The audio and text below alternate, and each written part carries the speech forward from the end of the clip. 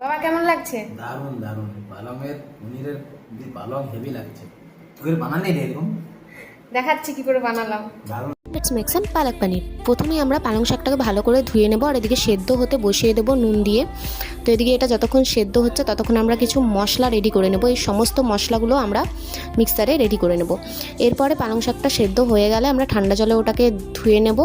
তারপরে এদিকে আমরা পনিরটাকে ভালো করে ভেজে নেব, আর এদিকে পালং শাকও কিন্তু পেস্ট করা হয়ে গেল। আর এদিকে তেলের মধ্যে আমার তেল গরম হয়ে গেলে দিয়ে দিলাম জিরে, গোটা জিরে, আর এদিকে পনিরটাও ভালো করে কেটে নিলাম। তারপরে দিয়ে দিলাম পেঁয়াজ, আর এদিকে যে পেস্টটা রেডি করেছিলাম তার মধ্যে কিছু মশলাও দিয়ে দিলাম। তো এই সমস্ত মশলাগুলো মিশিয়ে নেওয়ার পরে আমরা এই মশলা সমেত পেস্টটা ভালো করে কড়ার মধ্যে দিয়ে দেব। এটাকে সুন্দর করে কষিয়ে নেব। ব্যাস এখানে কষানো হয়ে গেলেই আমরা পালং শাকের পেস্টটা দিয়ে দেবো।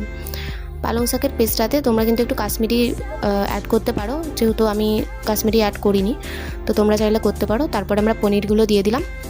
পনিরগুলো দিয়ে দেওয়ার পরে কিছুক্ষণ এটা চাপা দিয়ে রাখবো। ব্যাস আমাদের রেডি পালক পনিরের তরকারি। এটা তোমরা রুটির সাথে, ভাতের সাথে, পরোটার সাথে, যেটার সাথে ইচ্ছে সার্ভ করে খেতে পারো। এটা যদি তোমাদের ভালো লেগে থাকে তাহলে আমার চ্যানেলটা সাবস্ক্রাইব করে দিও, আর ভিডিওটাতেও একটা লাইক করে দিও।